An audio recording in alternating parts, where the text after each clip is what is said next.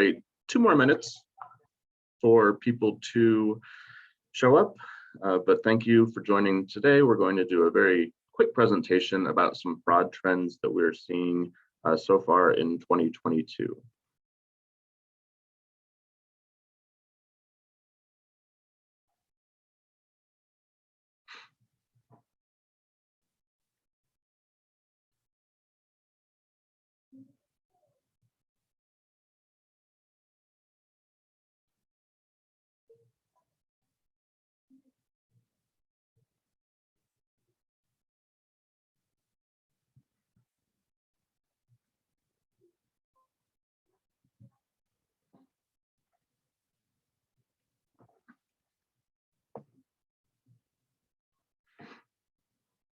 Okay, I'm going to go ahead and get started.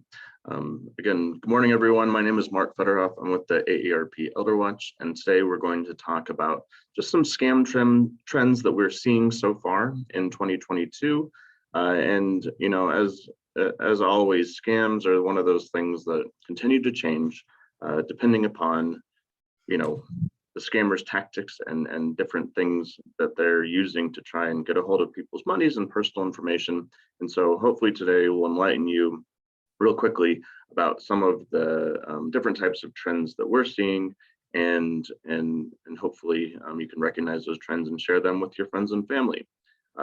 Today's presentation, I'm happy to answer questions as we go along the way about different types of scam trends that we're talking about. But again, this is also just a very kind of high level look at some of the things that we're seeing this year that hopefully maybe some of you are also seeing too and are able to recognize as a scam.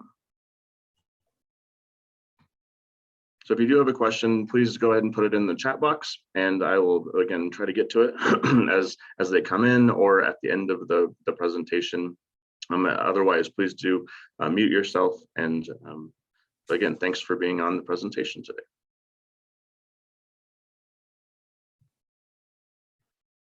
So just a quick introduction to ElderWatch. For those of you who are not familiar, ElderWatch is a partnership between AARP and the Colorado Attorney General's Office. It's been around for 20 years, and we have a volunteer staffed call center. We take somewhere, along the line of 200 to 300 calls a month from folks around Colorado who have questions about frauds and scams.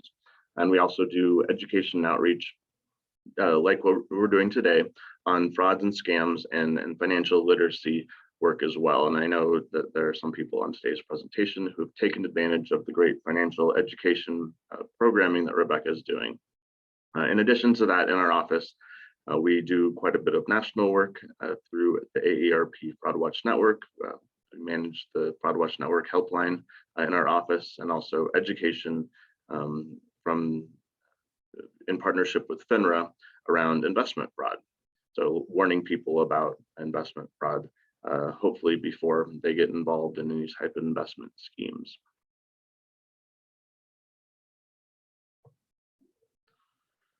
So before we dive into some of the scam trends that we're seeing, I just want to touch on real quick some of the top reports from the Coloradans made to our helplines in 2021.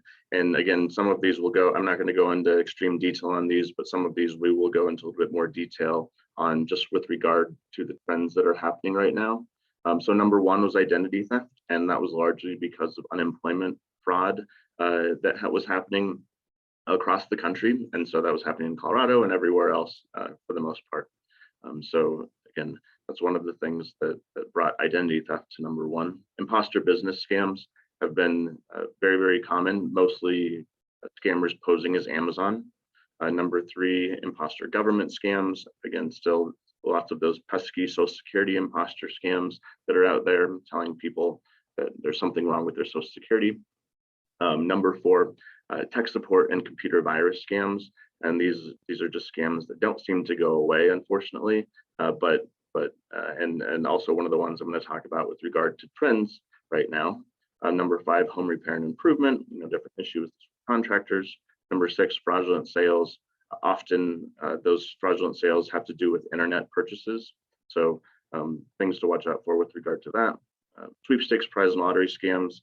A scam that typically falls closer to the top of our lists, but again, has continued to be an issue with people asking to pay money to receive money in terms of a prize or sweepstakes or lottery. Phishing scams of a different variety, people trying to get your personal or financial information, claiming to be someone else. Online romance and dating scams, and another scam that we're going to talk about today with regard to some trends, and also insurance and Medicare scams, which seem to be a scam that also too just doesn't go away.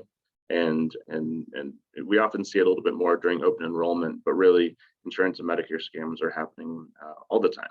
So these were the most reported scams to our helplines in 2021, and you'll see some carryover for what I'm talking about in terms of the trends for 2022. So today, the things I'm going to talk about specifically are identity theft, the tech support and computer virus scams, romance and blackmail related scams, payment methods in terms of trends that scammers are asking for in terms of payment, as well as communication methods that scammers are using that are trending right now as well.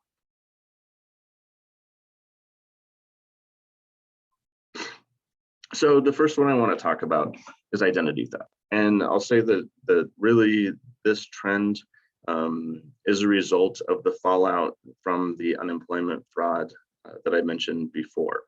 And so, there were millions of fraudulent unemployment insurance claims that took place in 2021.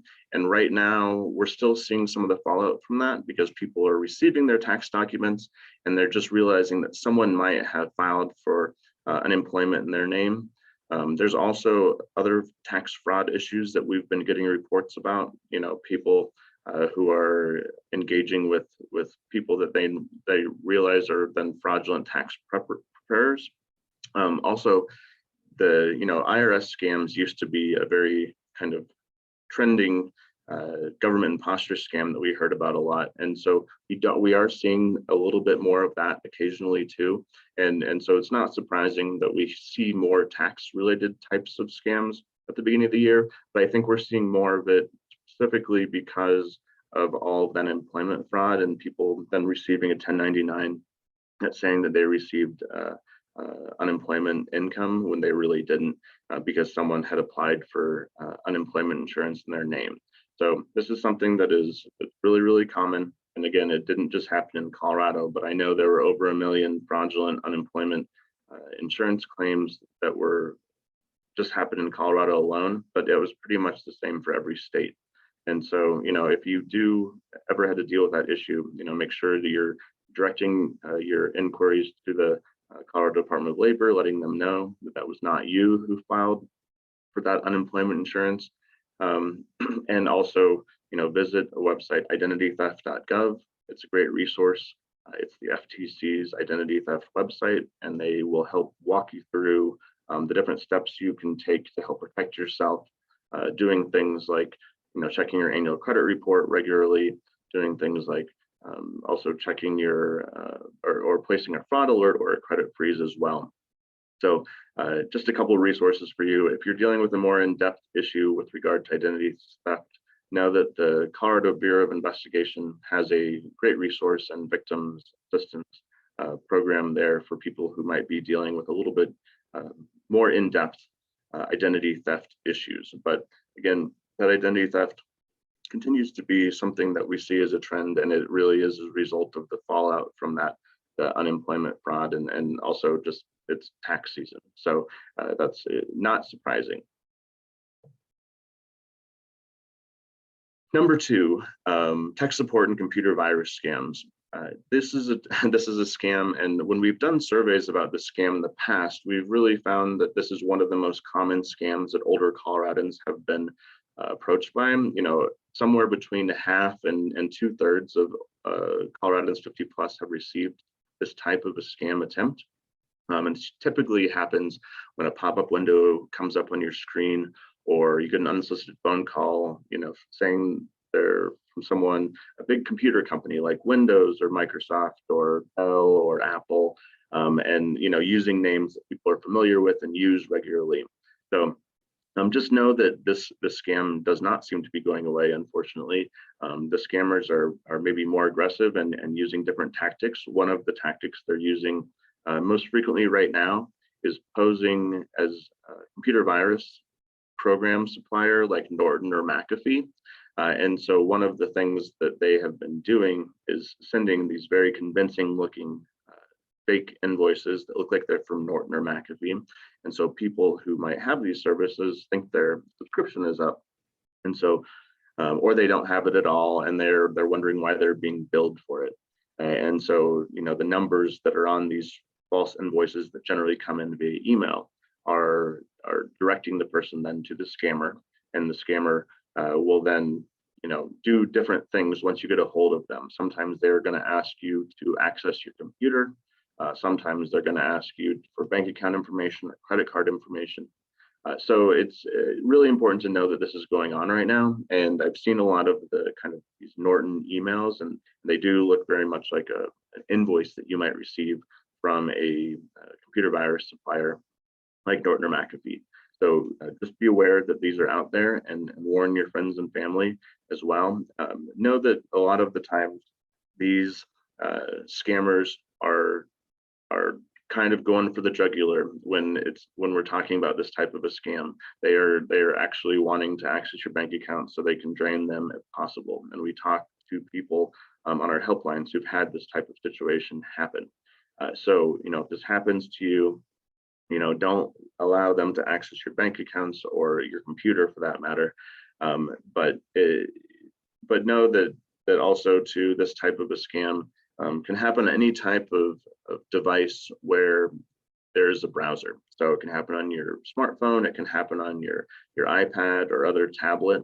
And so just be wary when you're using any type of device that a tech support scam can be involved in that, and that it can be dangerous for any type of device, not just your home computer.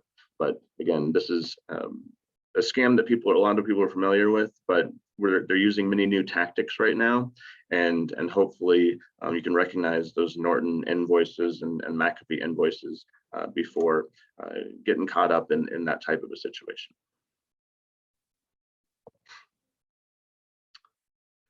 Another kind of trend that we're seeing right now has to do with romance scams, and also the blackmail that can be involved with some of these situations. So we are seeing an increase of romance scams, and it's largely because there were lots of these kind of relationships that came up during the pandemic when people were alone and looking for companionship. And so someone might have met someone on a dating site or on social media, like on Facebook, and they've been talking to this person, maybe sending them money, maybe sending them goods, maybe helping them with their business, all different types of things, but likely have never met that person actually. And so people might also just be realizing right now that they're in one of these kind of online romance relationships that is a scam, and they're just trying to figure out how to get out of it. And so if it started during the pandemic and now they're getting to the point where they think they should be seeing each other and it's still not happening, they might be tipped off that it is a scam. So in addition to that, we're seeing an increasing amount of kind of blackmail attempts. And so hypothetically, if someone you've been talking to someone for a while or maybe a short while, and then start exchanging photographs or videos, that type of a thing, and people send an illicit photo or illicit video of themselves, and then the person who they're talking to, who they think they're friendly with, is all of a sudden going to say they're going to expose that person. So be really careful about these situations. Don't send these types of illicit photos, because you don't know who you're talking to the other line, and they could try to use it against you. Most of the times when we hear about these types of scams, it's kind of smoke and mirrors. They're just trying to get you to pay, and pay as much as you are willing to pay until, in hopes that they're not going to show that illicit material. So but most of the time it doesn't seem like the person or the scammer typically goes through with it. They usually just move on to their next victim. So, but again, it's good to remember, avoid sending any of those types of images as a part of these situations, because it is, kind of fodder for that scammer to then use and get people very worked up about. So just important to know that these romance scams, especially if you're talking to someone online who you don't know and they ask you for money, it's a scam, and it's time to move on. It's time to report that person on the platform, and it's it's too good to be true in a lot of these situations. Now, we've seen lots of cases too where a scammer who's talking to the person might try to get that person involved in investments or other types of things, and just definitely something to be watching out for. And again, situations that are too good to be true. Shouldn't be trusting people who are strangers who are just meeting online. So be very much on the lookout for those. Also want to talk, less specifically about the type of scam, but I want to talk about payment methods and communication methods that can help us recognize scams regardless of the situation or the type of a scam. And so payment methods that are trending right now, we've definitely seen an increase in scammers requesting payment with cryptocurrency. And so they're doing this because cryptocurrency is more accessible than ever. People at grocery stores, you can go to the grocery store, you can go to King Soopers, and a Coinstar machine has access to sending Bitcoin. And some people know that and some people don't, but I tell you who does know it is the scammers. And they're going to direct you to those places if they need you to help pay for something via Bitcoin or other cryptocurrency. So, one reason that this cryptocurrency is trending is because it's more accessible. It's also not widely understood, so people might not understand that there aren't a bunch of protections around sending different types of cryptocurrency. And so it's important to know that just another reason why scammers are doing it is people don't get it, and they can ask people to do and make these transactions, give them very detailed instructions, and all of a sudden they're going down the road and they're sending Bitcoin. They don't even know what they're doing, by downloading an app or going to a machine at a local store or gas station. There's also lots of buzz around it. So sometimes people are interested in crypto, and so, for instance, someone who you're talking to on Facebook might start saying, "Well, I can get you invested in Bitcoin or cryptocurrency, and it'll double your money." And so that sounds really great. I mean, I want my money to be doubled at any time too. So, but if you don't understand it, but you might have read a couple of articles about it, or you have a friend who did well because they invested in cryptocurrency, you might be more likely to do it. So since there's buzz around it too, it kind of opens the opportunity for scammers to do a little bit more and maybe convince someone who they might not convince otherwise that crypto is the way to go, and they can help them invest in it. In addition to that, other payment methods that we continue to see and that continue to be popular with scammers, peer-to-peer payment apps like Venmo, Zelle, Cash App. These types of payment methods are more accessible than they ever have been before, and people are accustomed to using them because they might pay their friends, or they might pay rent with it, or they might pay split dinner with a family member. So people are more comfortable with them, but the most important thing to know about using these peer-to-peer payment apps is you should not be paying someone who you don't know with one of them. And so an instance that we continuously see and hear about on our helplines is someone who might be shopping on Facebook Marketplace or Craigslist, and they send the person money through one of these payment apps just to hopefully then get the product, and then the person's going to ship to them. But in reality, they don't end up getting the product, and the person ends up disappearing. So only use these types of apps you know and trust the person who you're dealing with. Otherwise, there's a good chance that money is gone, and there's not typically much recourse with relation to getting that money back. So again, only use these types of things. I use it when I'm trying to, for instance, enter a NCAA tournament pool. I'll send my friend who's running it $5 to be a part of their pool. That's an easy way to use an app, and it also just for splitting dinner. Don't use it again for buying things off of the internet, especially on marketplace sites like Craigslist and Facebook Marketplace, because they're littered with different types of scammers who are both selling and buying different types of products on the internet. Gift cards remain a very popular method of payment. I was doing some database looking, and we had over $10 million of people who used gift card as a form of payment report in 2021 to our helpline that they had used a gift card and paid. So a lot of money that's being sent via gift card, and scammers know that it's easy and it's accessible, and everyone knows those gift card kiosks at the end of the aisle are very easy to buy, and so it's easy way to transfer money for them, and one that you shouldn't be making any type of payment using a gift card for something that you are not familiar with. And government agencies, other types of penalties that are being assessed should never be paid for via gift card. And the last one there at the bottom, accessing bank accounts directly. One of the scams that I've noticed specifically is that the scammers are really, trying to, as we talked about with regards to the tech support scams, they're really trying to gain access to your computer, and then they want to get in your bank account so they can drain it. I mean, that's the bottom line, and it seems very harsh, but it's a reality.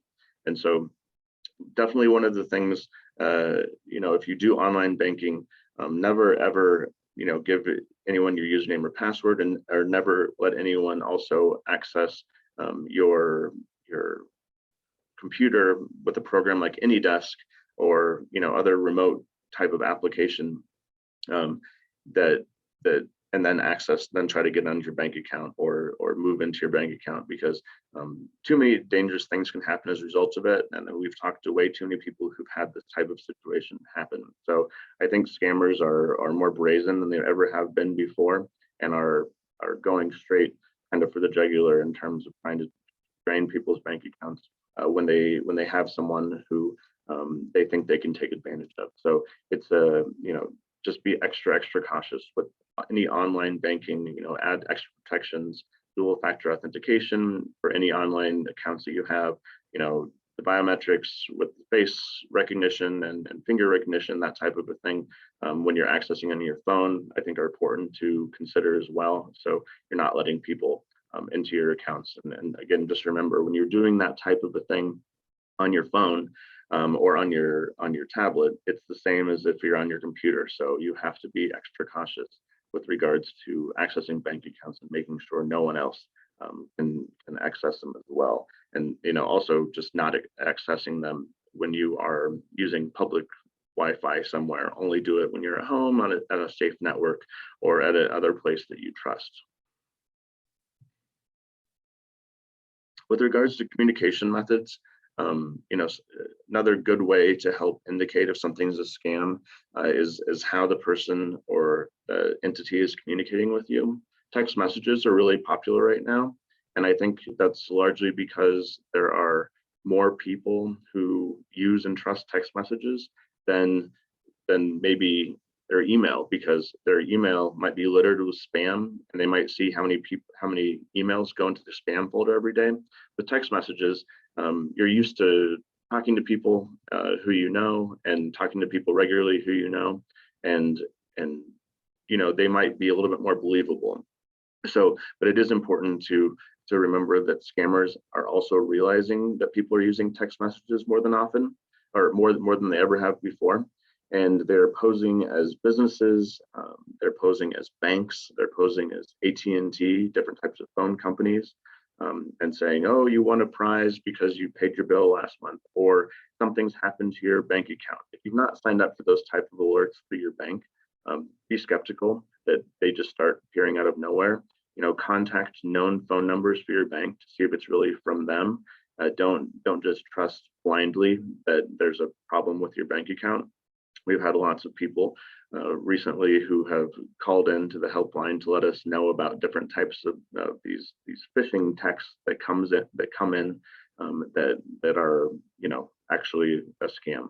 And so be really, really cautious about them, especially if you haven't signed up for that type of a service. Social media is really hot right now. When we're looking at calls that are coming in, so many of them are starting on Facebook. And so if you're talking to people who you don't know on Facebook, it's I will tell you, and especially if they're wanting to do something or give you something, it's likely some type of a scam. And so be really, really cautious of that. In addition to that, watch out. One example that we use already in terms of the phishing emails that are coming in with regards to McAfee and Norton.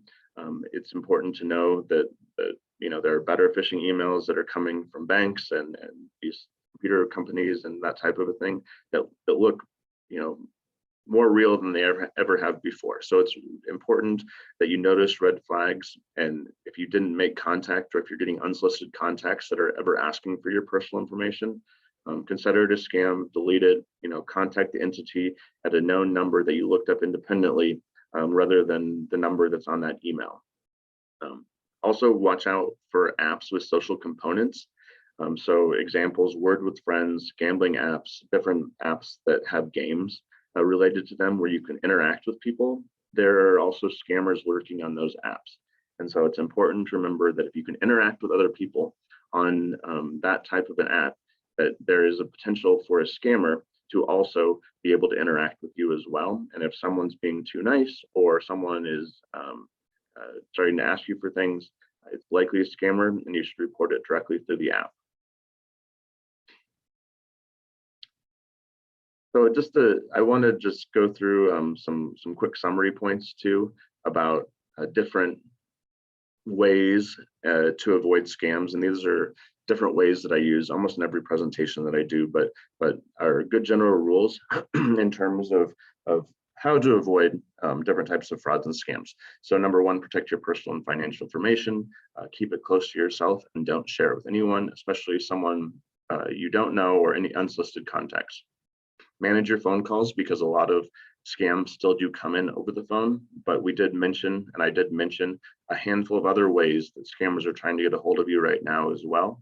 And so, but just important to manage phone calls, acknowledging that lots of scams that are out there being perpetrated are still coming as a phone call first. Do your research. This goes for any type of purchase you're going to make. A quick Google search of a potential service or a company that you're going to do business with the word scam or fraud or complaint next to it might help save you a lot of energy down the line. Avoid contact with unknown entities. It's okay to be skeptical or rude. If someone's trying to take all your money or get your social security number or something like that, it's okay to shut them down by hanging up or doing whatever you need to do to disconnect, shutting down your computer, anything that's going to disconnect you from that person who you suspect is a scammer. Don't rush to act, think, and talk to others. Scammers don't want you to talk to others, and they don't want you to take time to think about it. So if you're feeling like you're making a decision and you're not able to take time to think and you're not able to vet it with a friend or family member, it's likely definitely a red flag of a scam. Consider unusual payment methods a red flag. So again, if you're out there and talking and trying to pay for something using a Green Dot gift card or you're at a Bitcoin machine and you've never done that before and you don't know who you're sending it to, it's a red flag of scam and you should stop what you're doing right now. Sounds too good to be true. It is. Actively seek information about trending frauds and scams like you're doing today. Share your story. It could save someone else, and report it so we can let other people know about the different scams that are out there that people are experiencing. And we're going to keep doing presentations like this to share with people and so people can watch on their own time as well. So just some quick resources. If you have a question about a fraud or scam and you want to contact ElderWatch, please do. We'd love to chat with you and help answer any questions you have about a fraud or scam. The Colorado Attorney General's office also has a great resource, stopfraudcolorado.gov, that can help inform you about different types of frauds and scams. We also have an ElderWatch Facebook page, so please follow us. And I would say, and those other two resources are great national resources in terms of reporting internet crime through the FBI's IC3.gov and checking out identity theft resources and filing identity theft reports if you need to through the FTC's website, identitytheft.gov. I'm going to try and see if there are, just want to make sure if there's any questions.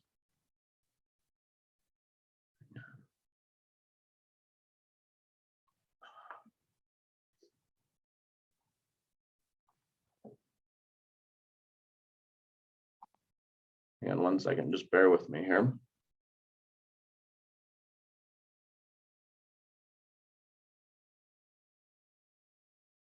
Yes, and it looks like most people, the presentation is being recorded and it will be posted. But again, I want to thank you all so much for being a part of today's presentation. It doesn't look like there's any pressing questions at the moment, but again, really appreciate you all being here, and please, take a nugget of this information that you learned today and share it with someone else. But have a great rest of the day, and thanks for being on.